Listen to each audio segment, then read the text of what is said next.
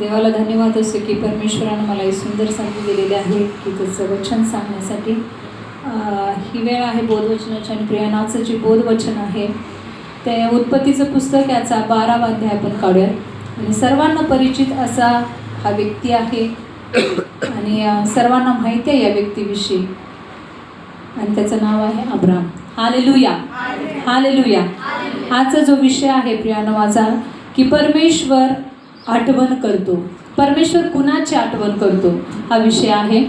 तर या ठिकाणी एक उदाहरण जर बघायला गेलं आपण तर एक अब्राम आहे आणि अब्रामाची स्टोरी सगळ्यांनाच माहिती आहे की अब्रामाला देवानं पाचारण केलं. देवानं त्याला प्रॉमिस केलं होतं की तुला संतती होईल म्हणून, आणि संतती होण्याचं वय नसताना देखील परमेश्वरानं त्याला संतती दिलेली आहे.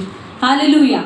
पण ती संतती होण्याच्या अगोदर त्यानं काहीतरी गोष्टी केलेल्या आहेत प्रियाने. हालेलुया. परमेश्वर कुणाची आठवण करतो ह्या आपल्या टॉपिकचं नाव आहे. तर बघूया की उत्पत्तीचं पुस्तक याचा 12वा अध्याय आणि 1, 2, 3 आणि 4 वचन आपण वाचूयात. जर कोणाला सापडलं असेल तर वाचू शकताय.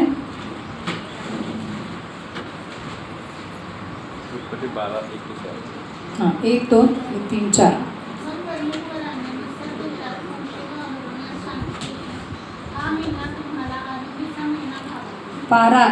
12वा अध्याय. परमेश्वराने अब्रामास सांगितले, तो आपला देश, आपले नातेवाईक व आपल्या बापाचे घर सोडून मी दाखवीन त्या देशात जा.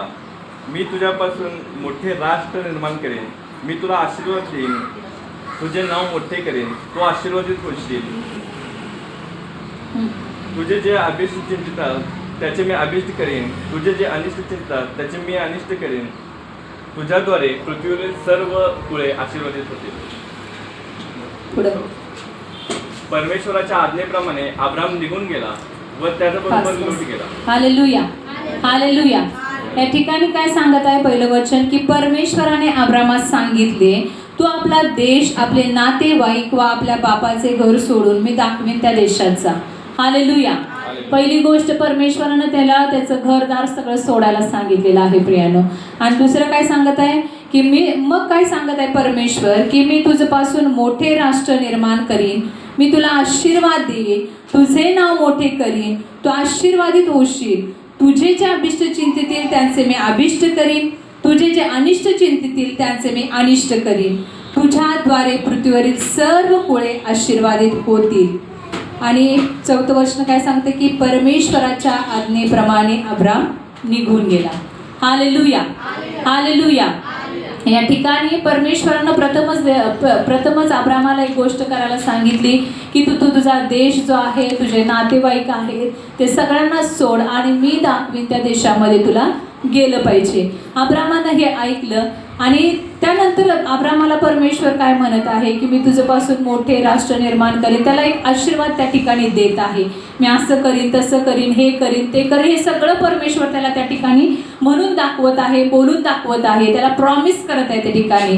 त्यावेळची अशी परिस्थिती होती की विश्वास म्हणजे ठेवू शकला नसता तो की कसं काय, म्हणजे नुसतं बोलत आहे परमेश्वर की मला जा म्हणून, आणि हे घडल का न घडल असं त्याच्या डोक्यात प्रश्न आला असता, पण त्याच्या डोक्यात हा प्रश्न आला नाही.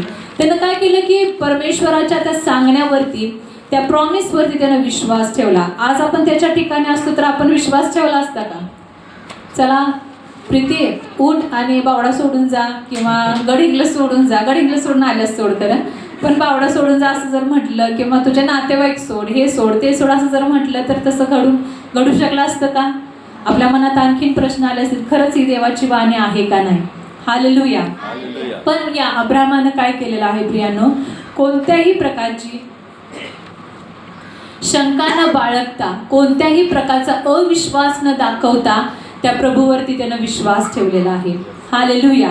आणि काय सांगितलेलं आहे 4थ्या वचनामध्ये की अब्राम काय केलेला आहे, परमेश्वराच्या आज्ञेप्रमाणे अब्राम निघून गेला. Hallelujah, hallelujah. परमेश्वराच्या आज्ञेप्रमाणे अब्राम काय केलेला आहे, निघून गेलेला आहे. या ठिकाणी तो कुरकुर करत बसला नाही, परमेश्वराला परत का नाही रिपीट प्रश्न करत बसला नाही, किंवा अविश्वास त्यानं दाखवला नाही, तर आज्ञेप्रमाणे तो गपगुमान काय केलेला आहे, निघून गेलेला आहे त्याच्या देशातून.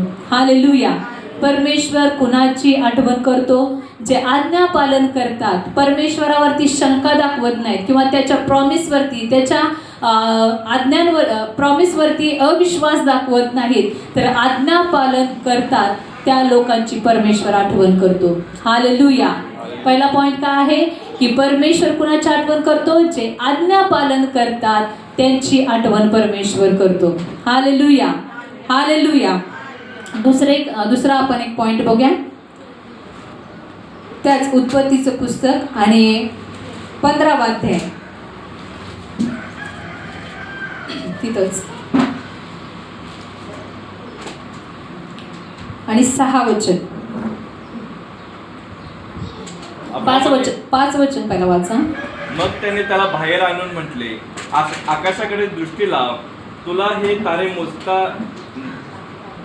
मोजवतील तर मोज. मग त्याने त्याला सांगितले, तुझी संतती अशीच होईल.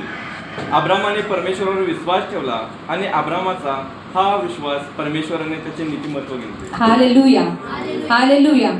या ठिकाणी कोणत्याही प्रकारची आशा नव्हती प्रियानो. देवानं ते प्रॉमिस केलं होतं त्याला की मी तुझ्यापासून मोठं राष्ट्र निर्माण करेन, पण त्याला त्याच्या गावातून निघून खूप काळ लोटला होता आणि तरी देखील जे प्रॉमिस केलं होतं ते पूर्ण झालं नव्हतं.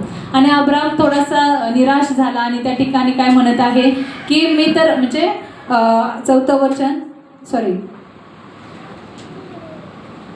तेव्हा परमेश्वराचे वचन त्याला प्राप्त झाले की हा मनुष्य तुझा वारस होणार नाही, तर तुझ्या पोटचाच तुझा वारस होईल. त्या ठिकाणी काय की मी निसंतान येणार आणि म्हणजे निसंतान जाणार असा प्रश्न परमेश्वराला तो करत आहे. आणि देव त्याला काय म्हणत आहे, नाही तर तुझ्या पोटच तुझा काय होणार आहे, वारस होणार आहे.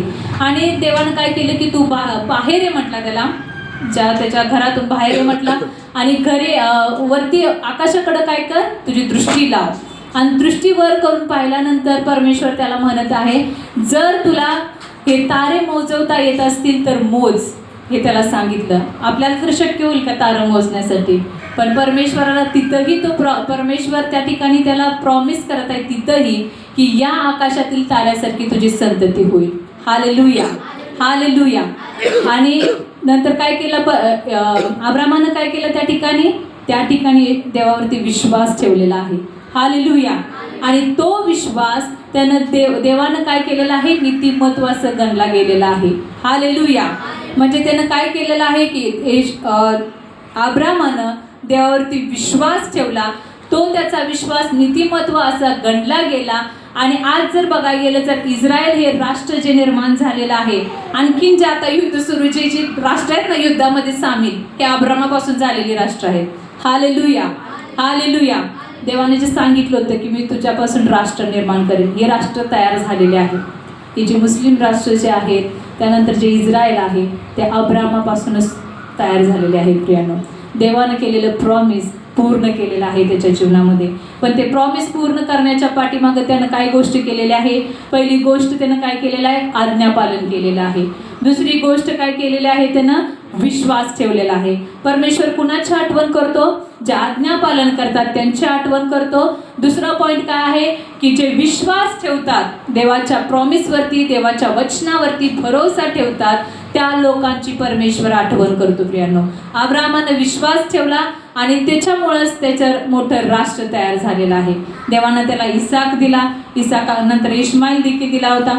त्यानंतर त्याच्यापासून ही सगळी राष्ट्र निर्माण झाली. हे अब्रामाचं फळ आहे, अब्रामाचं बीज आहे. प्रियांनो, हालेलुया. हालेलुया. 2 गोष्टी सांगितल्या. पहिली गोष्ट, परमेश्वर कुणाची आठवण करतो, आज्ञापालन करणाऱ्याची आठवण करतो. आणि दुसरी गोष्ट, जो विश्वास ठेवतो त्याची आठवण करतो.